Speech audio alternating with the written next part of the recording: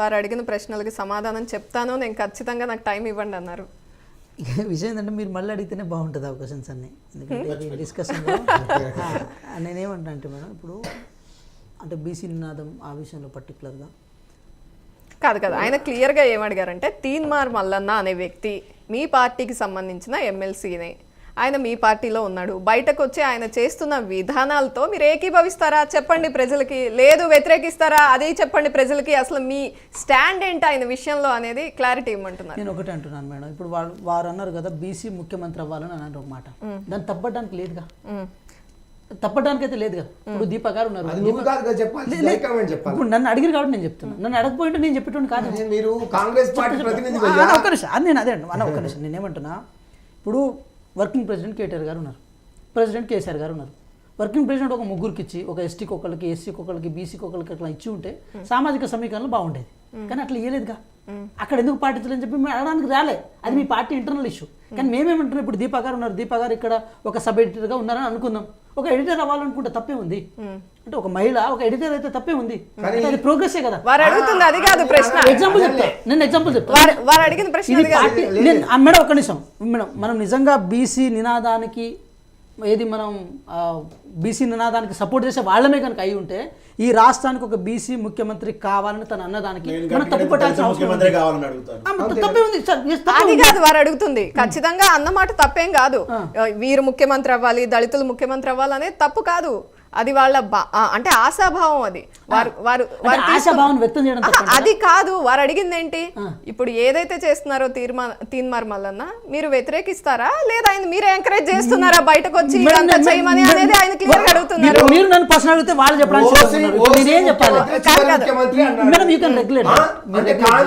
జీవితంలో ఓసీ ముఖ్యమంత్రి కాడు అని చెప్పాలి.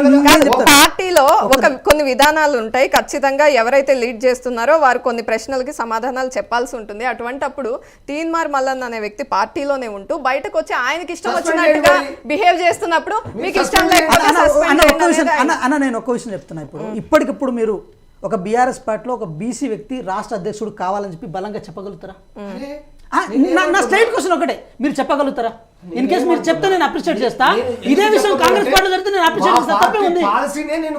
అన్న నేను ఏమంటున్నా, అది మీ పార్టీ విధానం, నేనేమంటా అన్నా మాకు మళ్ళీ ముఖ్యమంత్రి అయితే కేసీఆర్ గారే ముఖ్యమంత్రి అవుతాడు, ముఖ్యమంత్రి అయితే బీసీ ముఖ్యమంత్రి అవుతాడు అంటున్నాడు, దానికి మీరు సపోర్ట్ చేస్తారా అపోజ్ చేస్తారా? గది చెప్పండి, నేను చెప్తా వినండి. మనకు ఈ డిస్కషన్ లో మెచ్యూరిటీ కావాలి. నేనేమంటున్నా, నా మాట వినండి. నేనేమంటున్నా, ఒక బీసీ వ్యక్తి ముఖ్యమంత్రి అవ్వచ్చు అని అనడం తప్పంటున్నారా?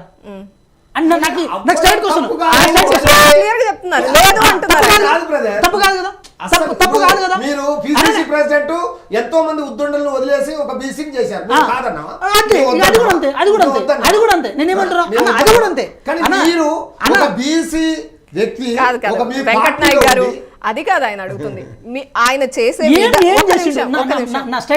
నేనేమంటున్నా, తీన్మార్ మల్లన్న గారు ఒక మాట చెప్పినన్నారు కదా, ఒక మాట కాదు, ఆయన బయటకు వచ్చి స్టేజ్ మీద చాలా మాటలు మాట్లాడారు, వ్యతిరేకంగా కూడా మాట్లాడారు, అది పార్టీకి అనుసంధానంలో జరుగుతుందా? రెడ్డిలకు వ్యతిరేకంగా పోరాడుతా అన్నాడు దీపా గారు. నా స్ట్రైట్ క్వశ్చన్ ఒకటి, దీపా గారు ఇప్పుడు తీన్మార్ మల్లన్న గారు ఏ స్టేట్మెంట్ ఇస్తే మీరు వ్యతిరేకిస్తున్నారు, మేము వ్యతిరేకించాలని కోరుకుంటారు, ఆ స్టేట్మెంట్ ఏంటో నాకు చెప్పండి. దాన్ని అడుగుతున్నారు కదా, అది ఏంటి? ఏమన్నాడు, చివరి ముఖ్యమంత్రి ఇప్పుడున్న రెడ్డి ముఖ్యమంత్రి, వచ్చేవారు బీసీ ముఖ్యమంత్రి, ఓకే బీసీ ముఖ్యమంత్రి కావాలని నేను కూడా కోరుకుంటున్నా అనుకుందాం, మా పార్టీ పాలసీ ఇంకా తీసుకోలే, కానీ మీ పార్టీ ఒక ఎమ్మెల్సీ అన్నాడు కాబట్టి మీరు అది కరెక్టా తప్ప? అది కాదు, వేరొక కులాన్ని విమర్శించడం, వేరొక కులాన్ని తిట్టడం అనేది కరెక్ట్ కాదా అది చెప్పండి అంటున్నారు ఆయన. బీసీ నేనేమంటున్నా, మీరు ఇంటర్ప్రిట్ చేశారు,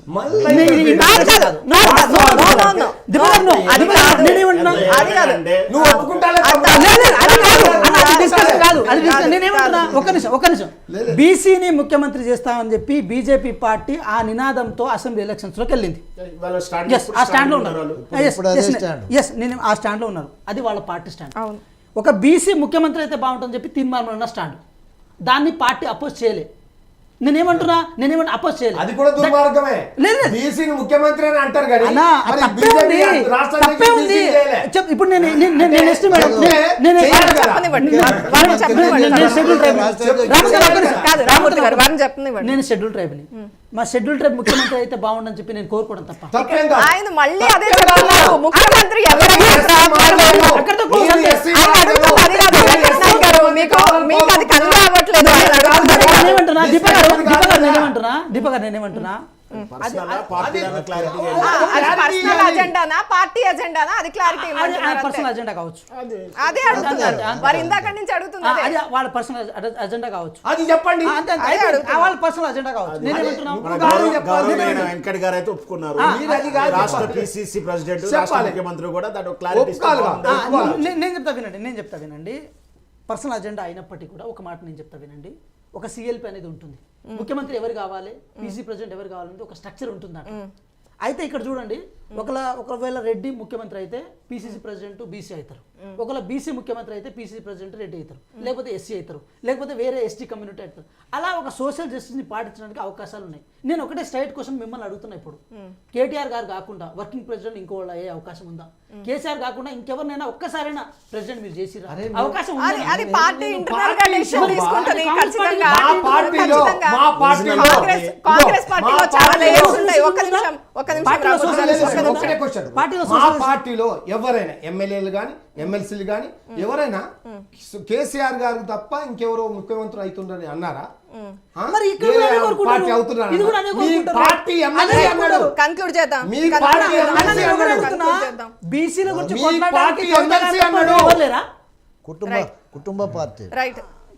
అసెంబ్లీలో మీరే మాట్లాడతారు, బీసీల గురించి మీరే కొట్లాడతారు. ఇంకా వేరే అవకాశం లేదా? రామకృష్ణ ఉన్న పాపం గంగుల కమలాకర్ గారిని ఒక్కరిని అవకాశం ఇస్తే అది కూడా కేటీఆర్ గారి పక్కన ఇచ్చి అక్కడ వారిని డామినేట్ చేసే ప్రయత్నం చేశారు. ఇంకా చెప్పుకుంటే చాలా పెద్దగా ఉంటది.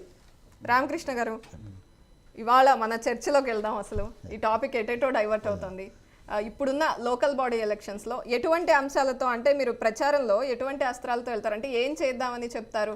గ్రామీణ స్థాయిలో ఖచ్చితంగా కొంత వీక్గా ఉంది పార్టీ అనేది అందరికీ తెలిసిన విషయం, మీరు కూడా ఒప్పుకుంటున్నారు పార్టీలో. అయితే ఏ విధంగా ముందుకెళ్తారు?